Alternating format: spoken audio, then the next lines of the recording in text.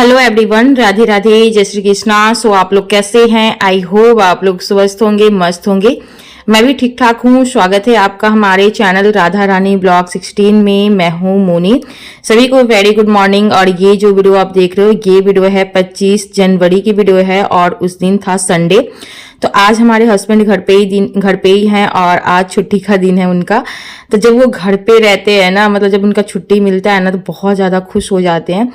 तो आज वो काफी ज्यादा खुश हैं क्योंकि आज छुट्टी वाला दिन है और वो ज्यादा करना वो अपने खेत में ही टाइम स्पेंड करते हैं। जो भी उनका पेंडिंग का काम होता है ना, तो वो सारे काम अपना करते हैं।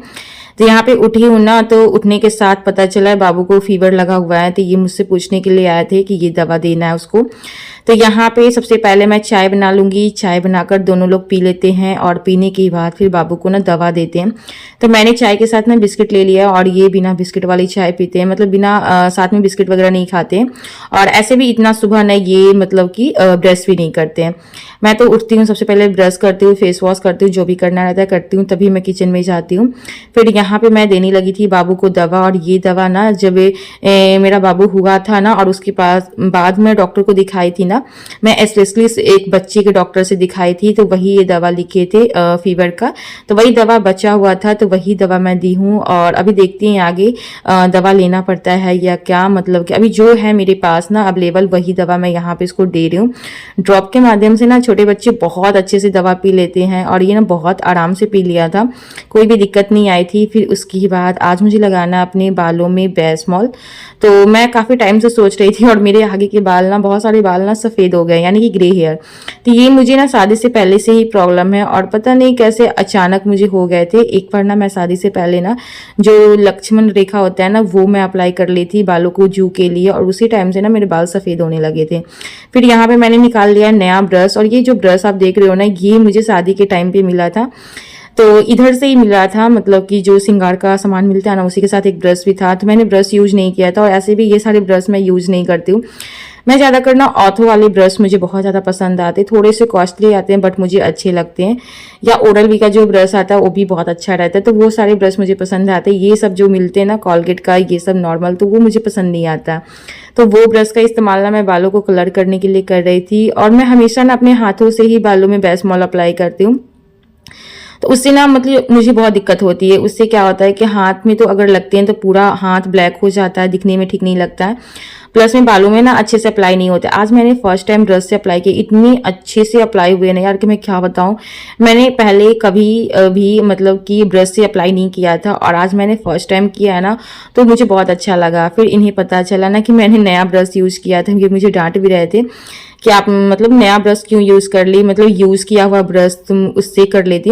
लेकिन पता है जब यूज किया हुआ जो ब्रश होता है ना, तो फिर उससे ना अप्लाई करने में ना मुझे थोड़ा सा अजीब लगता है, क्योंकि पता नहीं क्यों मुझे ठीक नहीं लगता है, वो दिखने में ही गंदा लगता है, तो मुझे मन नहीं करता उससे अप्लाई करना। तो फिर इसी के लिए मैंने नया ब्रश का यूज किया। तो वो बोल भी रहे थे, लेकिन कोई बात नहीं, मैंने उस ब्रश को ना बहुत अच्छे से रख दिया है ताकि मैं जब भी अप्लाई करूंगी ना, तो फिर मैं हमेशा उसी ब्रश का मैं इस्तेमाल कर लूंगी। फिर यहाँ पे छत पे आ गई थी, कपड़े मैं धो ली थी सुबह के ही टाइम में। और सारे कपड़े सबसे पहले मैं छत पे डाल दूंगी, जितने भी छोटे कपड़े हैं ना, तो वो मैं इस टंगने पे डालती हूँ। और जो बड़े कपड़े होते हैं ना, तो वो बड़े वाले टंगने पे डालते हैं। तो मेरी छत पे ना टोटल मतलब 3 टंगना है और अच्छी मतलब मजबूत वाली रस्सी से बांधी हुई है, तो काफी अच्छा रहता है। भारी से भी भारी कोई भी कपड़ा मैं पसारती हूँ ना, डाल देती हूँ ना टंगने पे, बिल्कुल भी दिक्कत नहीं होती है। और पता है टंगना पे ना कपड़ा भी बहुत जल्दी सूख जाता है, तो मुझे कपड़ों को लेकर ना सुखाने की टेंशन बिल्कुल नहीं रहती है। मेरी छत पे अच्छी खासी धूप आती है और चारों साइड से धूप आती है, तो कपड़े बहुत जल्दी सूख जाते हैं। फिर यहाँ पे ना मैं घर से लेकर आई थी, आप देख सकते हो ये है मनी प्लांट का पौधा है। तो यहाँ पे मैं घर से लेकर आई थी, माँ ने मुझे दिया था और बोली थी ना घर पे लगा देना। इन्हें पेड़ पौधा ना बहुत ज़्यादा पसंद है, लगाना भी बहुत पसंद है, तो फिर मैंने इन्हीं को दे दिया था। और ये ना अपने तरीके से लगा रहे हैं और अगर राधा रानी से बच जाएगा तो ये ज़रूर लगेगा।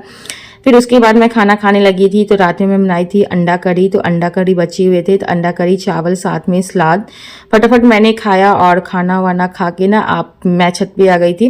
तो यहाँ पर देख सकते हो कितनी अच्छी धूप भी लग रही है, साथ में बहुत हवा भी चल रही है।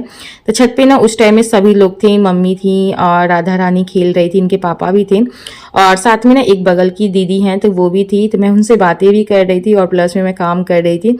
तो वो मुझसे पूछ रही ना कि आप हर काम करती हैं, तो वीडियो शूट करती हैं क्या? तो फिर हमने बोला कि हाँ, जो भी मैं करती हूँ थोड़ा बहुत वीडियो मैं शूट कर लेती हूँ, क्योंकि मैं अपना पूरा दिन का दिनचर्या दिखाती हूँ। तो यही सारी बातें हो रही थी। इनका छुट्टी था ना, तो मैं इनका भी हेल्प ले रही थी।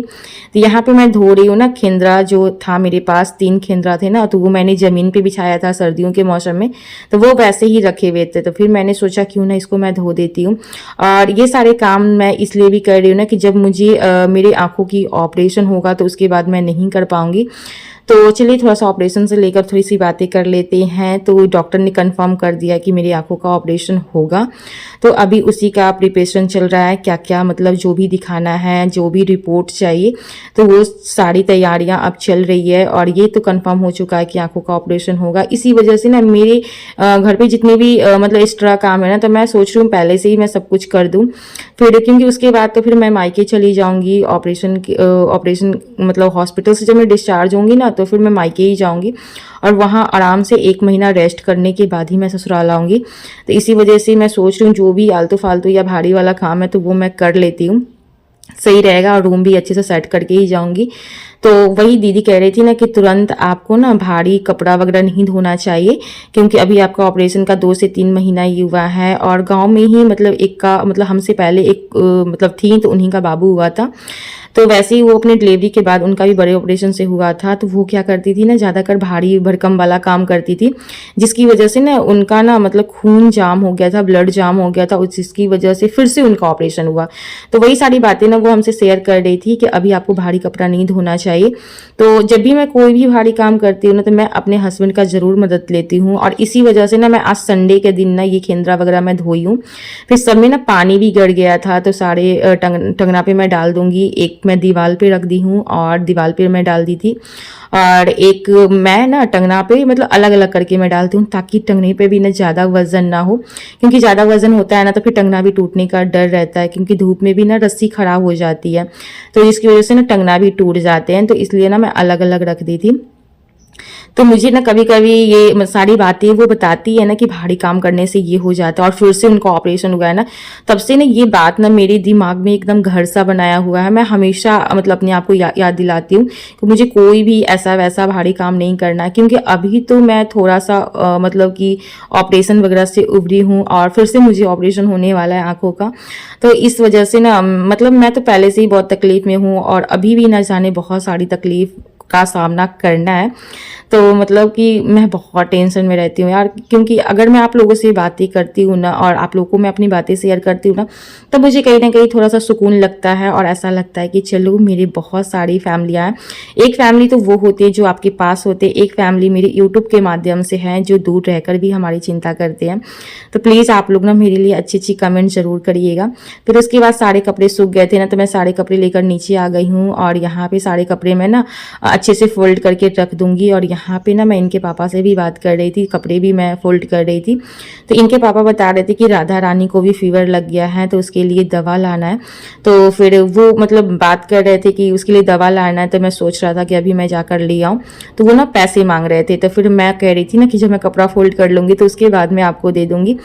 तो फिर उसके बाद कपड़ा फोल्ड करते करते ना मैंने छोड़ दिया, और फिर सबसे पहले मैंने इनको जाकर पैसा दिया, और फिर ये जाकर ना दवा लेकर आए। तो ऐसा ही होता है, जब आपके एक बच्चे बीमार पड़ जाते हैं ना, तो दूसरा ऑटोमेटिक हो जाता है। और अभी तो मतलब सीजनली जो बुखार होते हैं ना, अभी ऐसा लग रहा है कि बिल्कुल भी सर्दी नहीं है और स्वेटर नहीं पहनते हैं, लेकिन नहीं, यही जो ठंड होता है ना, यही सभी को मतलब ठंड लग जाता है। तो मतलब ऐसा ही होता है, एक बच्चे अगर बीमार पड़ते हैं ना, तो फिर दूसरा भी पड़ जाते हैं। तो फिर मैंने पैसा दिया, और फिर ये जाकर ना दवा लेकर आए थे। तो ये जो दवा लेकर आए थे ना, तो ये सिरप फॉर्म में नहीं लेकर आए थे, टैबलेट में लाए थे, और वो बहुत अच्छे से बाबू को ना मतलब सेट भी कर गया था दवा। तो वो दवा को मैंने क्या किया था ना, 3 से 4 भाग में तोड़कर, और थोड़ा थोड़ा मतलब क्वांटिटी में मैंने राधा रानी को दवा दी थी, और वो मतलब ठीक हो गई थी। ऐसा नहीं है, वो दवा से ना बिल्कुल ठीक हो गई थी।